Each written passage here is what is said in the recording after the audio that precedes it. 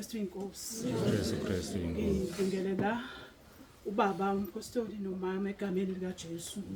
Ngibingelela obaba, omama egameni lika Jesu. Ngibingelele ubaba uJini egameni lika Jesu. Ngizosukuma nje ngiphakamisa igama lika Jesu. Ngithi uJesu wethembekile ngoba ngelilanga wake wathembeka empilweni yami. uJesu Kristu inkosi. Ngake ngambona ethembeka empilweni yami ngelinye ilanga. Unosuku la ngambona khona uJesu Kristu inkosi. U12 3 minutes. Ufakazi bami bude ngicela nixolele. Ngizomnqamula kodwa ukuhlonipha. Ngangambona ngelinye ilanga. uNkulunkulu efika kimi ngelinye ilanga. Waqhamuka udade wethu ngelinye ilanga ehamba nomfana eqhutshwa umfana. Wafika wangqongqoza.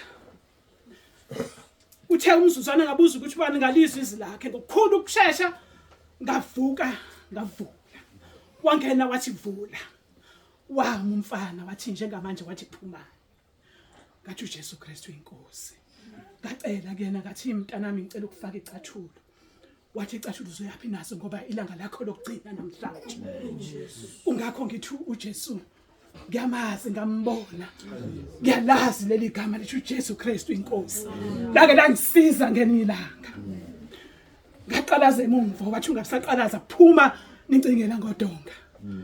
Ngama ngakhuleka ngathi uJesu Kristu inkosi. uJesu Kristu inkosi.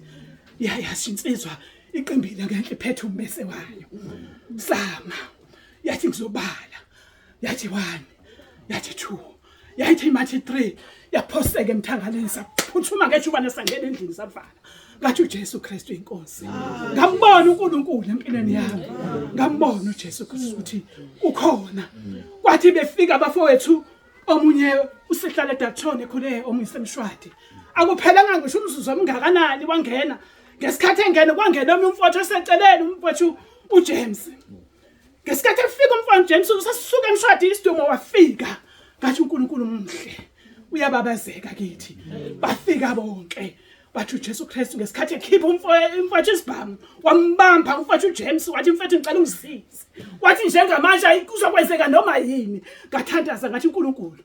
Ngathi lokho kwenzekayo la lekhaya kufanele kwenzeke ngathi uJesu Kristu inkosi wasebenza empilweni yami. Wasebenza uJames lapho ngambona ebamba isibhamu ngendlela emangalisayo. Sasidinza phezulu emoyeni. Ngathi uNkulunkulu khona ngathi uJesu Kristu ngisukuma nokuphakamisa igama lika Jesu. Muningi uNkulunkulu engenzela kona engivikela entweni ezifana nalezi. Ngizophakamisa igama lakhe ngithi uJesu Kristu inkosi. Amen.